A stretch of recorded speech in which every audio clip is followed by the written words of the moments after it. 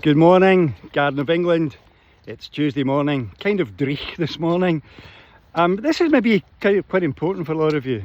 Let me just explain. This morning when I was just sort of, as I kind of do, watching the stream coming into my YouTube, then an interview showed up there with Alan Brazil, who is a presenter on a talk show programme called Talk Sport. I've known about him for a long time. Obviously a lot of us have, if we follow football or we from time to time listen to that programme. I certainly have in the past. He scored an amazing goal for Scotland. Great footballer. Grew up in a place called, at one point in his journey, he stayed in Castlemilk, which is outside Glasgow, one of the outer ring, if you like, post-war housing estates. I lived in one of them called Easterhouse.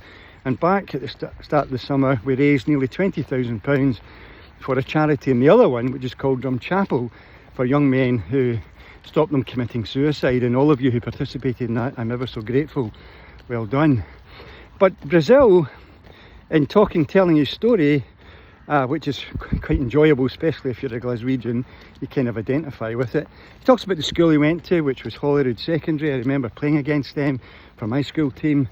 I know the school, playing against them, know the pitch and all that stuff.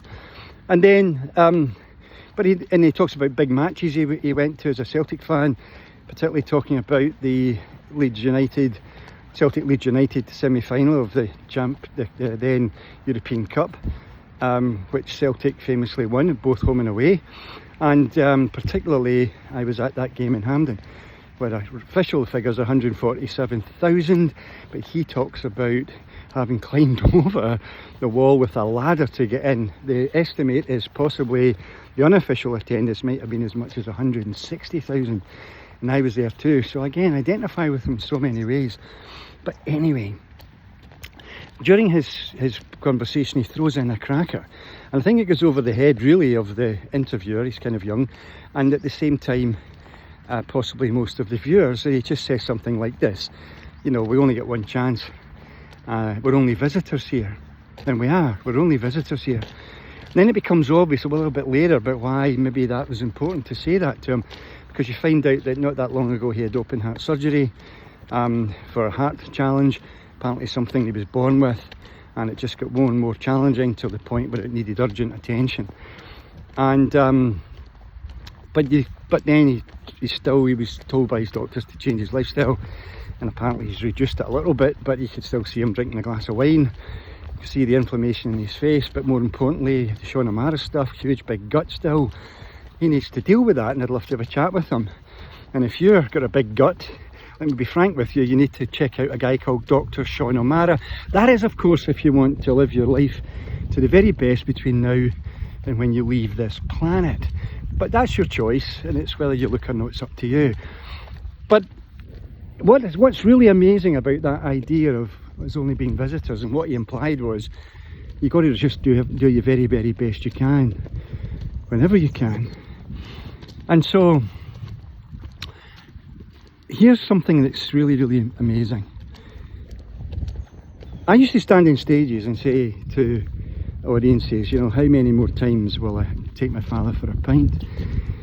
And between the moments of saying that and him actually passing on, it went by like that. It just did. And I don't remember how many chances we had for a pint. Not very many.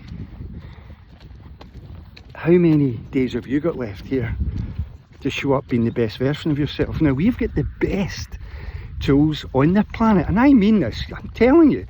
The range of tools you have, if you've been with me, you know, especially the most recent tools as well, you've got the best arsenal, as it were, for ensuring that you thrive.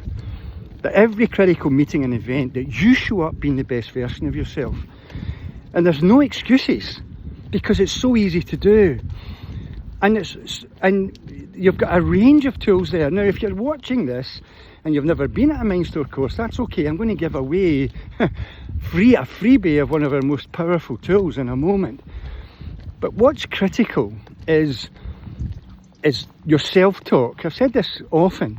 It's the people who just have casual thoughts. I mean, there'll be people who's already up on their way travelling to critical meetings, events, maybe interviews, maybe huge opportunities in their life.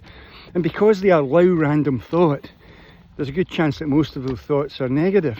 And of course, every single thought we have is a program to the biocomputer, the human brain. Whatever you're self-talking yourself with, your brain can only deliver that for you. It doesn't somehow have an intelligence that says, oh, he's only kidding, she's only kidding. It just reacts to what you're feeding it. And so that's why the toolkit that includes this catchphrase, which is delete that program. That's a freebie for those of you who've never been with me before. What does that mean? It means whenever you're aware that you're rehearsing in your mind a scenario of something going wrong, that you immediately say to yourself, delete that program, because it is a program.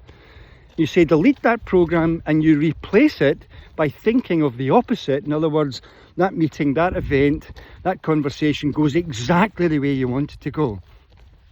And what you're learning there, if you're a beginner, is subtle programming. And then if you're allowing yourself to use negative words, and you're allowing yourself to self-talk yourself into situations, then you're aware of it, because most people are not aware of it. Delete that program, you replace with positivity. It's so powerful. If someone you meet for the rest of your life says, how are you? Never again say, not bad, thanks. Just say fantastic, terrific, amazing, wonderful. Just go for it, change your life, because you're only here as a visitor. And these techniques absolutely work. They truly work. Now, those of you who have been with me over the years, you know the power of this, but you know what it's like. You get caught up in your day as well. You just allow the day to go through. You come up against people who might be consciously negative, most of them are not. It might come across in the conversation inputs, or of course what it does is they're not even aware of it, because they're just in a negative vibe type thing. The resonance is negative. And you know how to deal with that when you're with other human beings. I'll give that tool away free when we do the course I'm going to do at the turn of the year, Introduction to MindStore. I'll give that away then. But what I'm doing now, so you know, is I'm going to have a go at putting these videos up on YouTube, because I realise a lot of people that you love and care for might not be keen in getting involved with Facebook. I understand that. But if I put them up on YouTube, as I did yesterday, put 3 up yesterday, then you can give them the link to that, and they can go and find that without feeling they're having to connect to Facebook, which I totally understand. And I'll do this for going forward. Look, have a fantastic one. I intend to. Bye now. Bye bye. Bye bye.